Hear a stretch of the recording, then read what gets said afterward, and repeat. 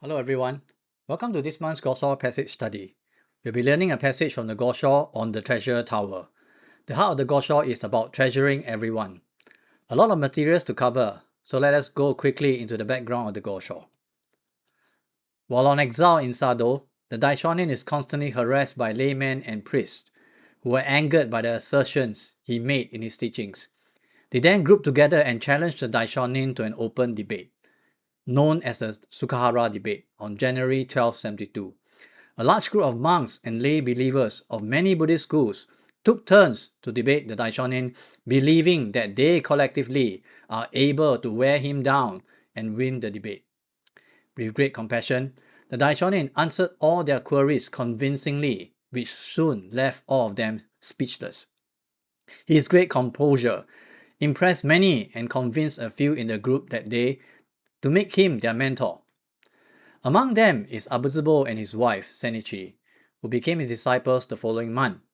Now, over the next 2 years, the two of them, despite their advanced age, wholeheartedly support the Daishonin's livelihood by secretly delivering supplies like food, clothing, paper, and ink late in the night, while playing leading roles in advancing propagation efforts in Sado in the day. As such, in this Gosho, the Daishonin wrote to Abuzubo and crowned him as a leader of this northern province, in recognition of his efforts. Throughout his life, Abuzubo demonstrated great seeking spirit. While reading chapter 11 of the Lotus Sutra on the treasure tower, he came across something interesting that led him to seek guidance from the Daishonin. He asked, what is signified by the thus come one many treasures and his treasure tower, which appeared from beneath the earth? So it's actually a three-part question. So to answer that, let me give a quick summary of chapter 11 and introduce concepts along the way so that we can better understand the Daishonin's reply. Now, up until chapter 11, Shakyamuni has told his disciples that they can all attain Buddhahood. They were all overjoyed because it was not previously possible. Now that it is possible, deep down in their hearts, however, they remain doubtful, fearing that they are not worthy enough. Don't some of us feel this way too? We are taught in this Buddhism that we are Buddhas. We accepted it, but somehow we felt that maybe we cannot do our Buddhist practice well enough to overcome some of our challenges. We think that some challenges are simply too difficult and dare not even think of challenging them over time. That is probably how the disciples felt. Just as the disciples are having doubts, suddenly a treasure tower rose from beneath the earth and became suspended in mid-air. Its base is estimated to be 1/3 the diameter of the earth, making it colossal in size. And it is decorated with 7 types of precious jewels. This is the treasure tower Abuzubo is referring to.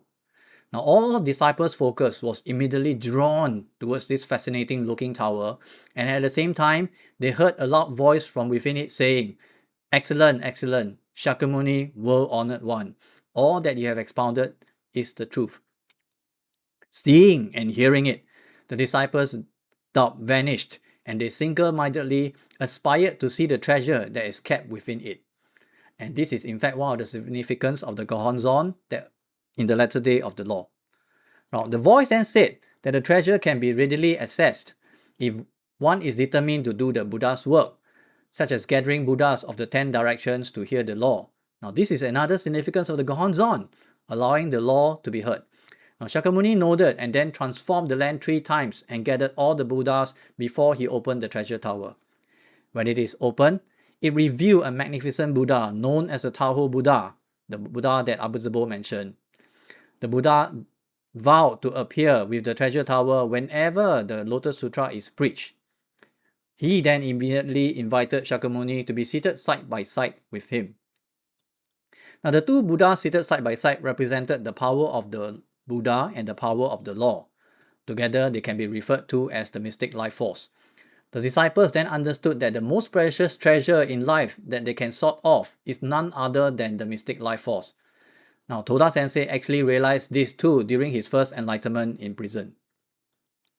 The ceremony in the air then begins when Shakyamuni suspended all the disciples in mid-air using his transcendental powers and began to invite the disciples to preach the Lotus Sutra after his passing. Now, the invitation clearly indicated that the mystic life force is fully accessible only when disciples enter a new phase of their life through upholding a mission. Now, this is another significance of the Gohonzon. So, when we decide to enshrine the Gohonzon, we are said to have accepted the mission to begin the essential phase of our lives, to become bodhisattvas of the earth, who raise high the banner of propagation. Now, this unleashes the full power of this Buddhist practice.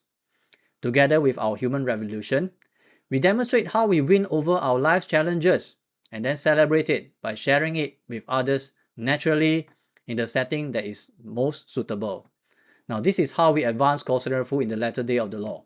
This is why the Soka Gakkai appeared. So, we have discussed the first two parts of the question. But what does appear from beneath the earth signify? The Daishonin's reply as follows. I read. In the latter day of the law, no treasure tower exists other than the figures of the men and women who embrace the Lotus Sutra. It follows, therefore, that whether eminent or humble, high or low, those who chant Nam-myoho Renge Kyo are themselves the treasure tower, and likewise are themselves the Tascam One many treasures. Now, no treasure tower exists other than Myoho Renge Kyo. The Daimoku of the Lotus Sutra is the treasure tower, and the treasure tower is Nam-myoho Renge Kyo. Now, to summarize his message, the Daishonin further wrote, Abba-zabo is therefore the treasure tower itself, and the treasure tower is Abba-zabo himself. No other knowledge is purposeful. So, putting the passages together, Abba-zabo thought to himself, if I am the treasure tower, then what does the earth represent within my body? If the treasure tower represents the mystic life force, then appearing from the earth would signify... Appearing from beneath the earth would signify that the mystic life force arises from deep within my own life itself. Abba-zabo was instantly electrified. He immediately understood that the Daishonin was teaching him the amount of power one's own belief can have over one's destiny. To illustrate, do you know that elephants that were bounded by chains since young remain trapped by the very same chain even when it became a fully grown adult? Negative beliefs are indeed powerful. It made the elephant stop challenging the problem that is with it for so long. The elephant becomes entrapped by a problem others know that it can now easily overcome. This is why we need Buddhist good friends in our life to remind us from time to time that we can now start challenging an old issue that we previously could not overcome. Now, have you also heard of the parable of the donkey that fell into the pit? Now, in the parable, after the donkey fell into the pit, the owner gave up on the situation and started to bury it alive. The donkey, however, thought otherwise and strongly believed that the owner is trying to help it escape. It therefore joyfully shook off every dirt meant to bury it with zest and then climbed on them such that they become steps for it to eventually climb out of the pit.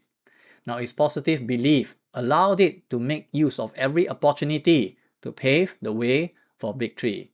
Now, this is how powerful positive belief can be. Now, through likening the life of practitioners, those who practice for oneself and others, to be as colossal as the treasure tower, Abba-zabo also understood that the Daishonin is teaching all of us that whenever we see the treasure tower, it is a reminder to ourselves that the life force within us is equally, inherently huge. We should never belittle our own life purpose and our own potential contributions to ourselves, our family, the society, and the world. Now, this brings us to key point number 1. Our great human revolution as an individual begins when we awaken to the true potential of our life. This belief is the first important step in manifesting our Buddhahood. On this, Ikeda Sensei explains, when we become aware of the immense and worthy potential of our life, we will naturally also come to recognize the same in others.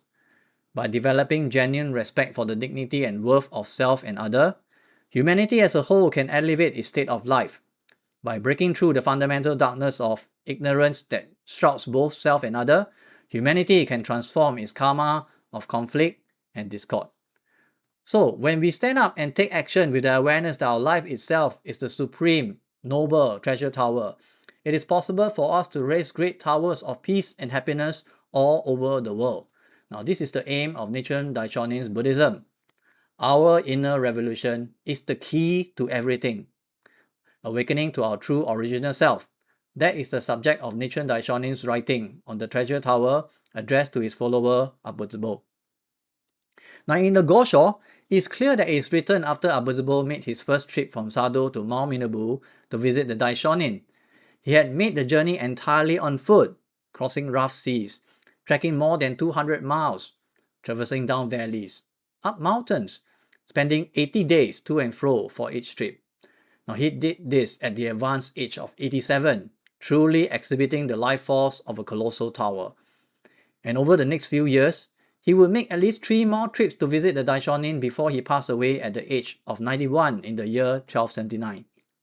His actions, his strong seeking spirit, his joy in doing so as the Daishonin's leading disciple in Sado must have made such a strong impact on his son that after his passing, he inherited his father's spirit, that he carried his father's ash, made the same trip himself to visit the Daishonin on his behalf. So this leads us to key point number 2. We have the mission to attest to the greatness of the mystic law through our actions and example. This is the second important step in manifesting our Buddhahood, which is to courageously advance. Now, in another writing, the Daishonin states, the law does not spread by itself. Because people propagate it, both the people and the law are worthy of respect. No matter how wonderful the law or teaching is, it cannot spread by itself. The great beneficial power can only be proven through the actions and conduct of the practitioner of the law. In this sense, all of us who are striving for Kosen Rufu have the mission as individuals who attest to the greatness of the Buddhism by becoming victors in life. Of course, unexpected difficulties may stand in our way as we journey through life, and there may be times when it is difficult to move forward. However, the very act of courageously persevering in faith and causing the treasure tower within our lives to shine becomes a source of hope that inspires courage in those around us. In his guidance, Ikeda Sensei explains, the Daishonin declares that there is no treasure tower other than real living human beings. The life of those who embrace faith in the Gohonzon, chant Nam-myoho Renge-kyo, and propagate the Daishonin's Buddhism shine moment after moment as entities of the mystic law. We ordinary people, while undergoing the joys and sufferings of this world, are each an infinitely noble treasure tower just as we are. And there are no treasure towers that shine as brilliantly as our SGI members, who are striving tirelessly in this suffering-filled world to transform their own karma and contribute to the happiness of others, undaunted by the negative comments of mean-spirited individuals. Before I leave you, I'd like to discuss what the 7 types of jewels decorating the treasure tower means. I felt that it represents the 7 areas of human revolution that we can all do. So when applied to our own life, it means that we can definitely have the seeking spirit, power of faith to substitute faith for wisdom, uphold justice, awaken to our mission, thereby attaining a peace of mind, can have the ever-advancing spirit, will have the courage to do human revolution, and have the humility to reflect. So when we do these 7 areas of human revolution well, we are said to be polishing the 7 jewels of the treasure tower. Then there is no way we can ever regress in faith. When we do Kosen Rufu and help others to be awakened to the 7 jewels in their life, it means that we provide humanity with a model where peace and harmony can be achieved, because it shows that we can all inherently strive to understand the needs of one another, have the faith to forge bond despite differences, uphold deep sense of justice together, value mutual interdependence, seek win-win situation, be committed to the shared greater good, and most importantly, have the humility to deeply revere the sanctity of life and the environment. As such, Kosen Rufu, peace and security in the world, advance to the ideals of Soka Nichiren Buddhism is definitely possible. To end, in accordance with Ikeda Sensei's guidance, let us advance towards our sentinel in 2030 by becoming individuals who inspire courage in those around us. Thank you.